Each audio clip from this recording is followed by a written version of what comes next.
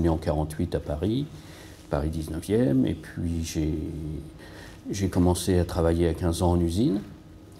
Ensuite, j'ai fait différents boulots, parce que c'était à l'époque du boulot on en trouvait partout, mais c'était pas toujours drôle, hein. Et ensuite, effectivement, je suis rentré à la FNAC, et c'est là, pendant mes heures de repas, quand je me promenais, que j'ai découvert la démolition des Halles. C'était vraiment quelque chose de dantesque. J'avais jamais vu ça, j'avais jamais vu des démolitions aussi importantes, et j'ai voulu en garder quelque chose.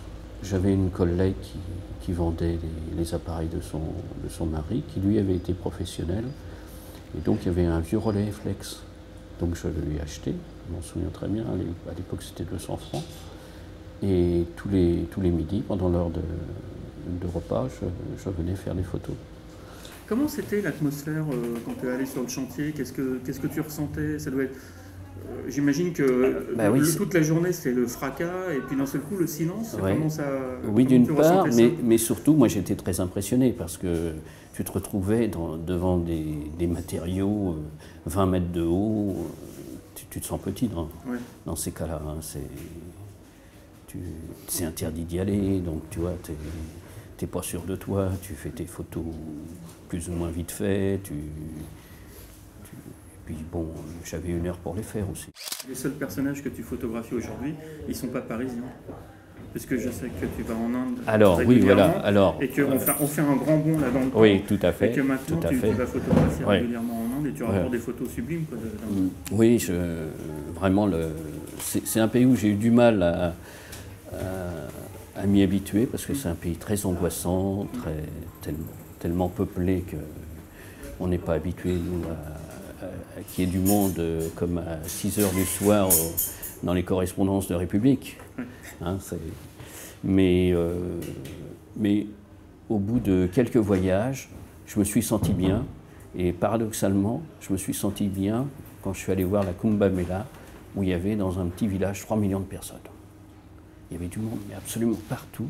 C'est là que je me suis senti bien. Avant, j'étais toujours un peu angoissé. Et puis, les gens sont tellement gentils, ils aiment la photo, je leur prends leur adresse pour leur renvoyer.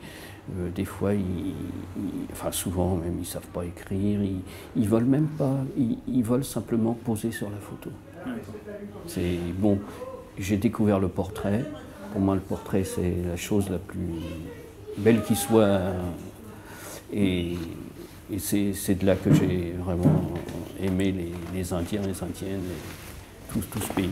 Et donc j'évoquais tout à l'heure Ferré et puis les jazzmen. Comment ça s'est passé?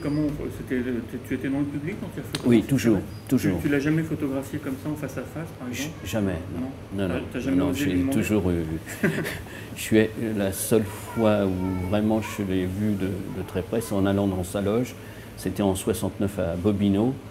Mais je tremblais mais je tremblais littéralement. Je pouvais à peine parler. Je lui ai juste dit un petit mot et fait signer le programme. Mais je suis arrivé, je suis reparti aussitôt.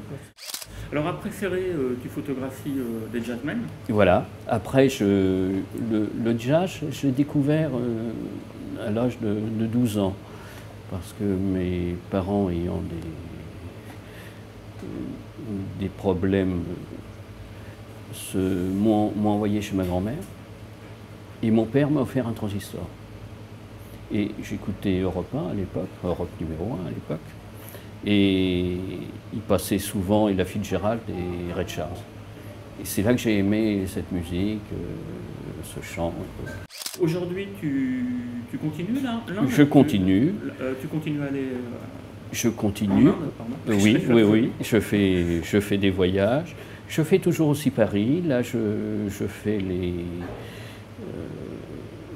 les bouquinistes de Paris. Je dirais, je fais des petits travaux comme ça. J'ai plusieurs casseroles sur le feu, quoi. Tu vas dans les bistrots aussi? Oui, mais là, c'est pareil. Il faut que je demande, et c'est c'est aussi une démarche. Ouais. Et j'ai toujours un petit temps d'arrêt avant. Mais c'est ça qui est peut-être, ça explique peut-être le ton de tes photos, parce que tu as un ton quand même personnel. Tu vas pas comme ça, quoi. Il y a une sensibilité, il y a une délicatesse, une distance. Enfin, merci. Et enfin, c'est pas un hasard si en Inde, où je parle très, très mal l'anglais, j'ai plus de facilité parce que je parle pas la langue. Tu croyais que c'était des trous tout simples? Non, c'était des étoiles.